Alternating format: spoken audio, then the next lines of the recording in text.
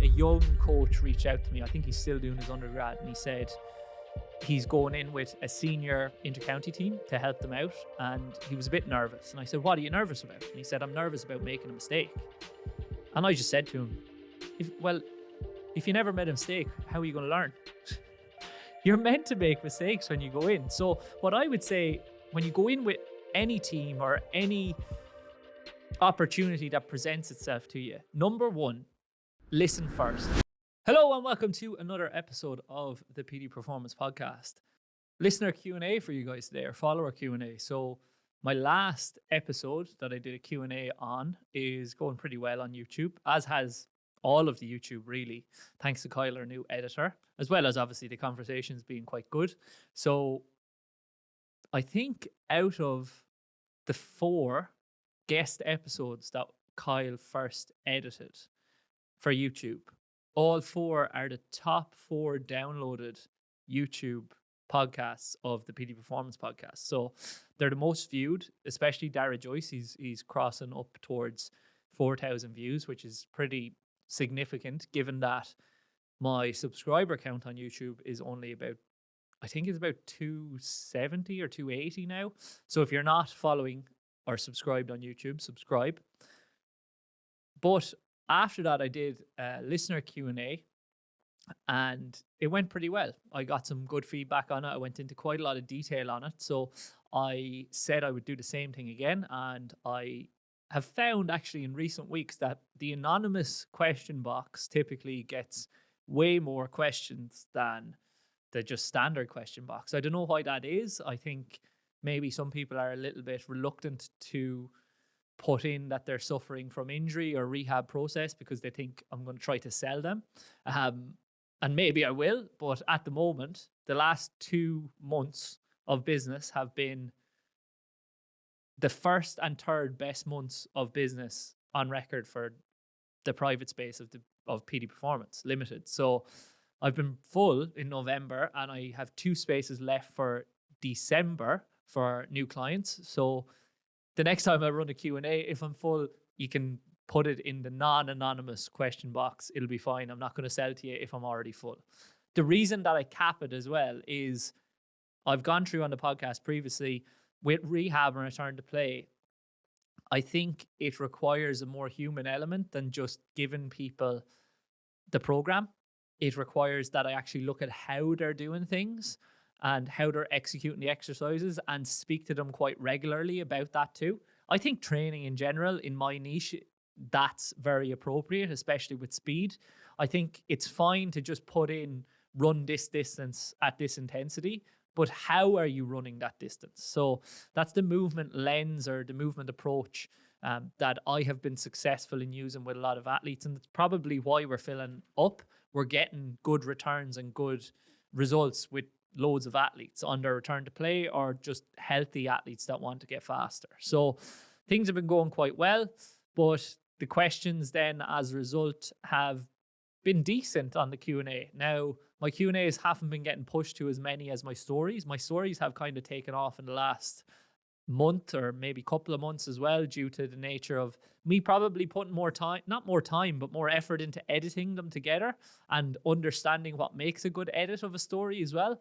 And then maybe people have just got interested in the stuff that I'm doing because it's the off season for GA players. Now, I have been getting a lot more interest from rugby players of late as well, which is interesting because for you long-time listeners or long-time followers, you'll know that when I first went into the private space of pushing myself online, I was trying to attract rugby players and I wasn't really attracting very many of them. So they say that your market tells you what they want, and it kept being GAA players that were coming to me.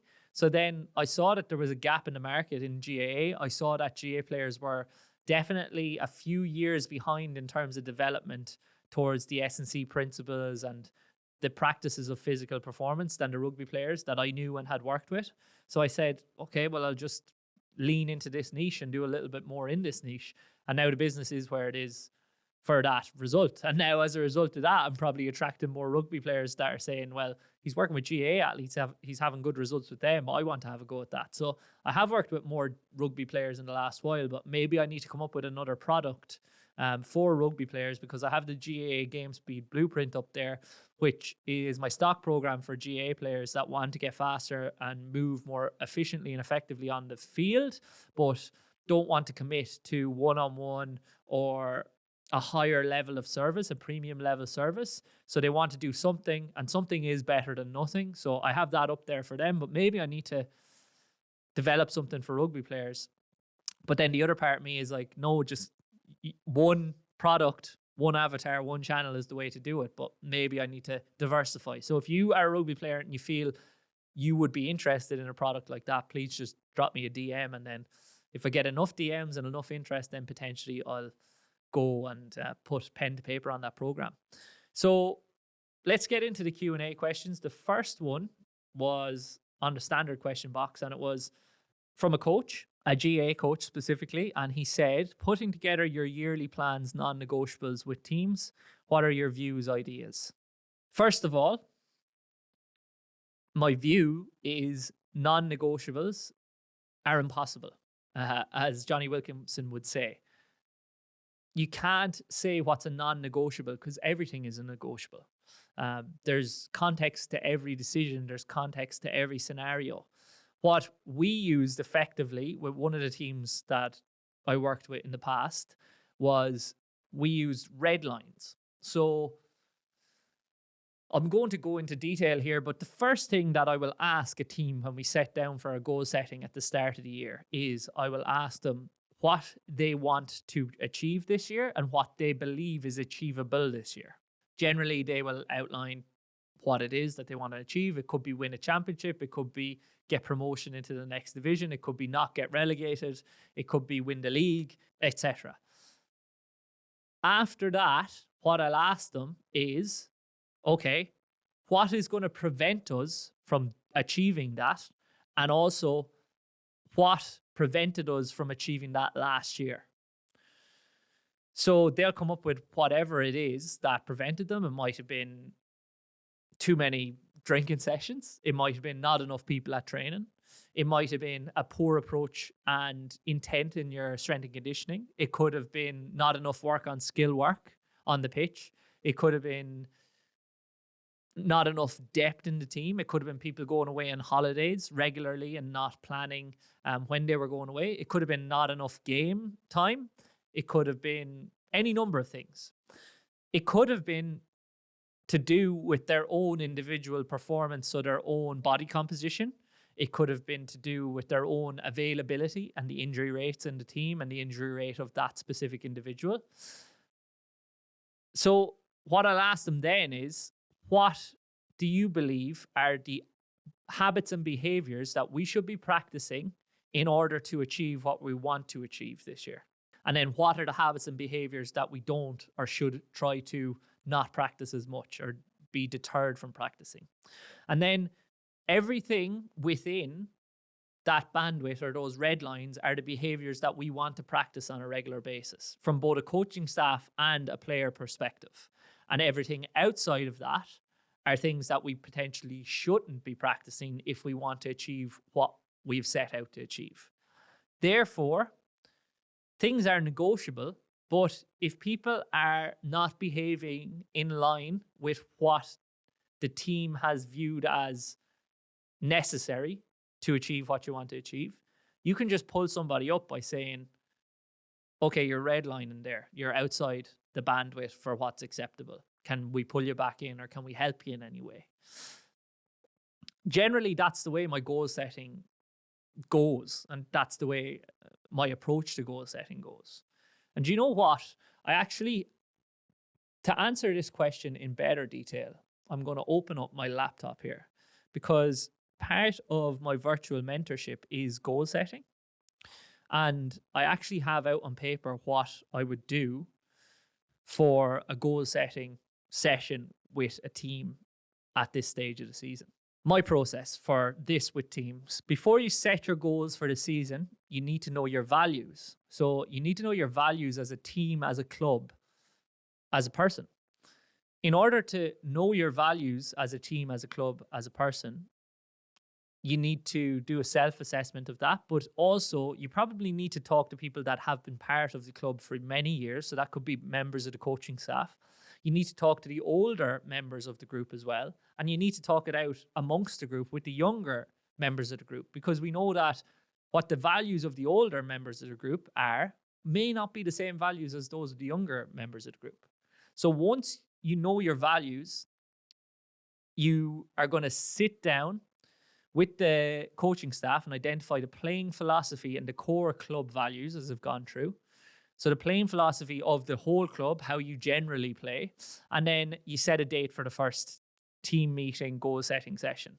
After that, at that session, once you go through your values, you're going to task the athletes or ask the athletes in smaller groups, generally is how I do this. So I'd split them into groups of 5, maybe mix and match them, because you know that the cliques are going to sit together. So you're going to move people around, put them in different groups and get them interacting with different people, get them closer and get them knowing or getting to know each other a little bit better. Then you're going to task the athletes with writing their mission statement together. This is their why they want to achieve what it is that they want to achieve. Then you ask the team what they think of themselves. And then after that, you ask them to hypothesize what it is they think other teams think of them. Then you're going to sit down, you're going to identify what the athletes want to achieve this year, their outcome goals, identify what will prevent the athletes from getting there, as I've said already, state the red lines for the group. So you don't state them, but discuss them and talk them out, and then set process goals for block 1. So in terms of process for block 1, what does that look like to build towards achieving our ultimate outcome goal at the end of the season? And it might be a certain percentage of attendance at training. It might be a certain number of sessions to achieve. It might be on the coaching staff to set out 3 KPIs for every session.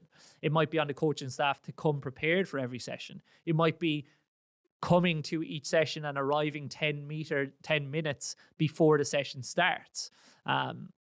Those are all process goals and they're all useful. And then it might be actually, as well as that, staying hyper vigilant or focused in each session and pulling in those that aren't focused. Then you set the measurable KPIs and the statistics to hit or achieve your goals. So that could be the percentage attendance at training, as I went through. Set a date for the next assessment session. So generally in a GA calendar, I would say you want to be doing this at least every 3 months. Some people do it at the start of the year and then they don't do it again until they're doing a preview for the following year. I think you've got to sit down as a group and have these conversations regularly, at least semi-regularly. Maybe not every week, maybe not every couple of weeks, but at least every 3 months. How are you going to know if you're achieving progress if it's just unsaid, if it's left unsaid? What doesn't get measured doesn't get managed, or whatever that saying is.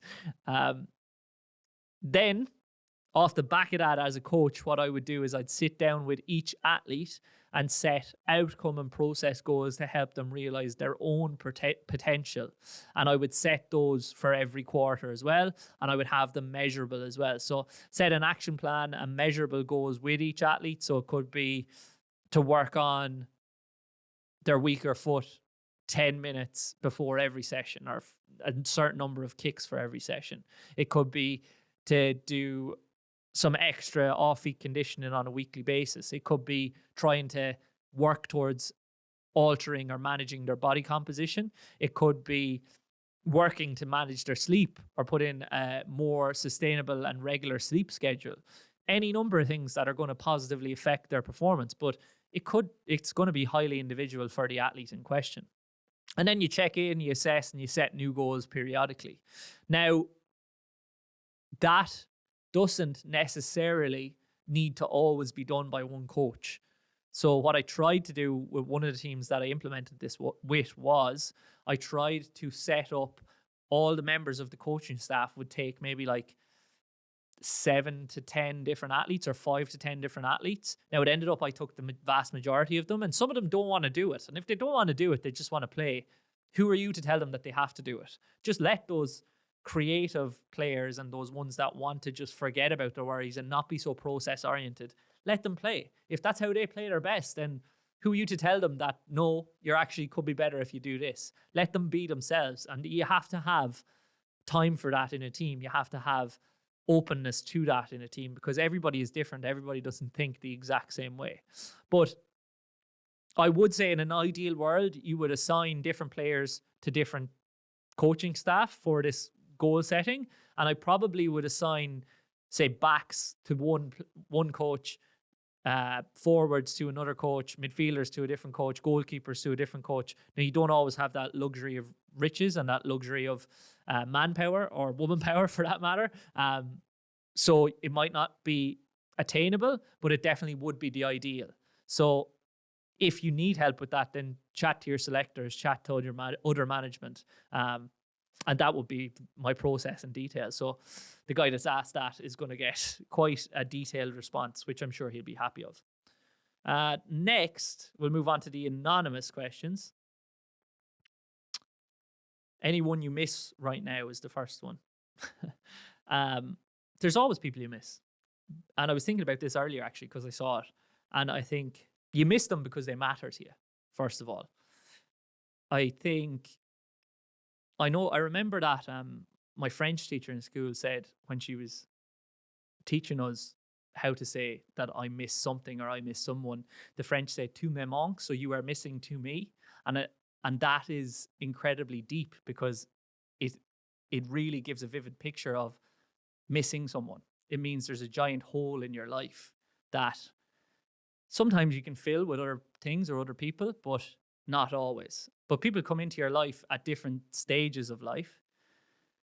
And if you didn't miss them, it would mean that you didn't really care for them that much. So there's always people that I miss, people that are alive, people who've passed away and moved on, people on the other side of the globe, my friends on the other side of the globe. But the benefit of life nowadays is you can stay in regular contact with people pretty easily. And I try to. I'm not the best at it. I'm not the worst at it, but I try.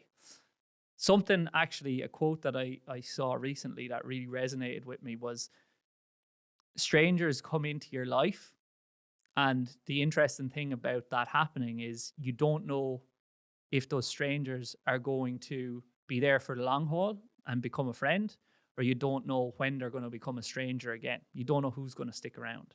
So just something to ponder. But yeah, there's tons of people that I miss, and maybe I miss you. I don't know, because it's an anonymous Q&A. When would you consider retirement from sport due to injury? I wouldn't really, to be honest. I think, given the nature of my job, I know that you can achieve pretty much any level of not any level of adaptation, but there's always something you can do. And I enjoy sport and I enjoy competition too much to give it up. I think I previously did say, when I was going through my hip and groin troubles when I was in my late teens, early 20s, that I wasn't playing rugby anymore. And I didn't feel fulfilled. I didn't feel happy. I didn't feel that the competitive aspect of my character was fueled or I suppose, catered for. So I didn't feel good. I didn't feel my life had much meaning. So I think I'll always compete at something. And realistically nowadays, like, given the level of rehab we can get to and the level of return to play available to athletes, like, it is possible to come back. Sure, it's a hard road to come back. And you're hearing some great players like Conor McManus recently talk about how he's going to weigh up his options. But if that desire, that graw is in you, you've got to weigh up whether the trade-off of the amount of time you have to dedicate to it is worth coming back. But I think if that innate love of your sport and love of competition is in you, I don't think you're going to be happy to just throw in the towel unless you have to. But I wouldn't really consider it, to be honest. I think I always say I'm never going to retire. I'm never going to stop coaching deep into my old age. And I think I'm never going to stop competing either. That might mean in my older age it's just going to be tennis and golf, but I'll be okay with that as long as I'm winning. Next, year 2 athletic development. I suppose that stands for taking the next steps, moving into a more high performance and better training base. Any tips or previous experience do's and do nots? I got a question actually recently a young coach reached out to me. I think he's still doing his undergrad, and he said he's going in with a senior intercounty team to help them out, and he was a bit nervous. And I said, "What are you nervous about?" And he said, "I'm nervous about making a mistake." And I just said to him, if you never made a mistake, how are you going to learn? You're meant to make mistakes when you go in. So what I would say, when you go in with any team or any opportunity that presents itself to you, number one, listen first. Talk to as many people as you can, but ask good questions and get to know the person first, the human being, because that's who you're working with. After you've got to know them and you've observed the culture within that environment and what is different in that environment to what has worked for you in other environments or how other environments have operated, then potentially you can start to point out blind spots or areas where you can add something new. And then initially have conversations about adding something new, but also ask why it is they do it in a certain way, because there may be a reason that they do it a certain way that you're just not aware of. Now, the benefit to you is you have a new lens and you have new eyes coming into this organization. So if it's a good and progressive organization, they're going to want to hear what you're seeing. However, you don't want to just go in and say, my way or the highway, my way is best. This is the way we did it somewhere else. This is the way that we're going to do it now. You want to talk it out. You want to see if you can offer assistance or offer help. And then every single day that you wake up and you go into that organization or that environment, I would try to be useful. Just focus on that and focus on trying to be helpful and useful to the athletes, to the other coaches, and you won't go too far wrong. And if in trying to be useful, you can try to strive to be better at being useful every single day, I would say your availability of growth is endless. So that would be my advice. And then also my next piece of advice would actually be, don't try to learn everything all at once. Take maybe one thing that you dive deep into per quarter, per few months, dive deep into it, try to implement it and learn what you can from it, and then maybe move on to the next thing. And one useful thing that I used when I was working with a GA club, or all GA clubs or teams that I've worked with, is no more than one new thing per month. So that means if you're doing a wellness questionnaire, you're just doing a wellness questionnaire this month. If you're doing pre-activation and preparation for training, you're just doing that this month. You're not coming in and making wholesale changes on day dot, because the more changes you make, the more likely that they're going to be retained and that everybody's going to adapt and buy into all of them. Little by little is how we make change. Did you think about going down the non-surgical route for your ACL injury? Yes, I did, but I was waiting on the scan, and then I saw that there were a couple of tears in my meniscus, and I spoke to a couple of people, one of which is a good friend, but also probably world leading in terms of ACL rehab and return to play. And he said, man, you have not effed your leg, but in no such terms. He said, your knee is in some state. So I'm going to go get it. And I chatted to Ray as well, the surgeon, and he said, yeah, look, we'll just clean it up. We'll put in a patella graft and you'll be grand in a few weeks because you're doing pretty well. So for that reason, I trust the specialists and I trust what they've said, and I'm going to go. And I want to play again is the other thing. And look, you can play again if you go non-surgical route, but it's always going to be lingering in the back of your head. And over the last couple of years, there's been a couple of instances where my knee has popped inwards and it swelled up slightly afterwards. And I've been like, geez, that was weird. So I knew there was something going on. So if I can get it cleaned up and I can get it sorted out, then I might as well get it done. And I'm grateful to Santry for getting me in so quickly. And I'm grateful to Ray and Tommy, as I said earlier. Well, last week to you guys. Who's your favorite sister? Aisling probably asked this. Said, Aisling, you're my favorite sister. Sorry, Ellen and Brenda.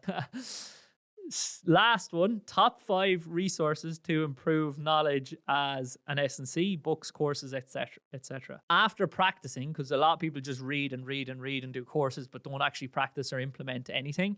I've actually spoken to somebody. I've spoken to Alan, actually. I'll just say, I spoke to Alan about this, and one of my top 5 resources for S&Cs that want to get into more rehab return to play would be Alan Murdoch's mentorship, the Elevate Speed Rehab, Elevate Speed and Rehab mentorship. Alan, you can tell me what the title of the business is after. I think he's running it with Sportsmet at the moment. That would be number one if that's the area you're interested in. But he has said to me, he's like, it's amazing the difference in the people that come through. Some people just do it as a box ticking exercise, whereas you've actually dived deep into it and learned and refined your process as a result of it. And that's really flattering, but I have gone through that 4 times, I think, back to front, essentially. So I'm getting the most out of it that I possibly can. And I think that's what you have to do with any of these things. Don't just say 5 and get through 5. Get through 1 and get through 1 really, really well. That's going to be better than getting through 5. So top 5. I did Sam Portland's mentorship, which was great for me at the time. I needed it. I did Alan Murdoch's one. I did Fascial Mechanics in Sport recently with Rude Rock Strength, and I found that to be really interesting. I'm still going back through that now for the second time, and I'll probably go through it again. And what else? Strength Coach Network is a great resource as well, with loads on there. I haven't been on there in a long, long time, but they do put out quite a lot of stuff. There's some fantastic courses on Sportsmet as well. I'm getting more and more interested into their stuff, and probably that's where I'll go next after the Fashion Mechanics in Sport deep dive number 2. And then Speedworks. Sorry, I haven't mentioned Speedworks. Alan previously worked with Speedworks, but Jonas puts out loads and loads of stuff. I'm not sure if their courses are still available, but I did all of those during COVID, and it really stood to me. It really helped me to accelerate my learning and my growth in the industry and my knowledge in the area of speed, which obviously I have a decent amount of knowledge now. Altus also have a course. You're getting more than 5 here. Altus have a really good speed-based course. That was great. And I'm leaving somebody out. I know I am. But yes, sorry. I know who I'm leaving out. David has a great course. David Gray. If you're not on DGR Interactive, that's probably the most cost-effective of all of these courses, and probably goes into the most detail. Now, it'll probably be more specific to rehab than anything else, as well as speed and change of direction coaching. However, that doesn't mean it's not appropriate, and you're not going to learn some stuff that you can practice in S&C from there as well. Those are all courses. Tons of podcasts out there as well. Pacey Performance Podcast, Athletes Authority on Air. Jordy Taylor has his own new podcast now. Yeah, loads. And then go to as many seminars and conferences that you possibly can. And then in terms of books, I feel like everybody always says that they're familiar with Bosch's work, but they never read his books. I'd say just get at least one of them and read through it, and you'll understand his process a little bit more. And then if you don't like it, you can throw it out. And if you do like it, you can use it. But a lot of people don't like it, but they haven't read the books and haven't read the content. So how are they going to like it? You can only really make a judgment on something once you've dived deep into it. So that's pretty much it. That's all the questions answered. If you didn't get your question answered, then I'm sorry, but I'll try to answer them on the way home on my story. I hope we're all keeping well. It's probably running up to Christmas by the time this is going out. Lots coming in the new year in terms of the podcast. I'm going to be trialing different types of content with this podcast and hopefully the Backdoor Cut podcast as well. If there's anything you'd like to hear more of in the podcast, any topics or any guests that you would like me to get on, then please just drop me a message. Any and all feedback is great. Make sure you're following on Spotify. Make sure you're following on YouTube. And if you liked it, make sure that you remember to like it, share it, and send it.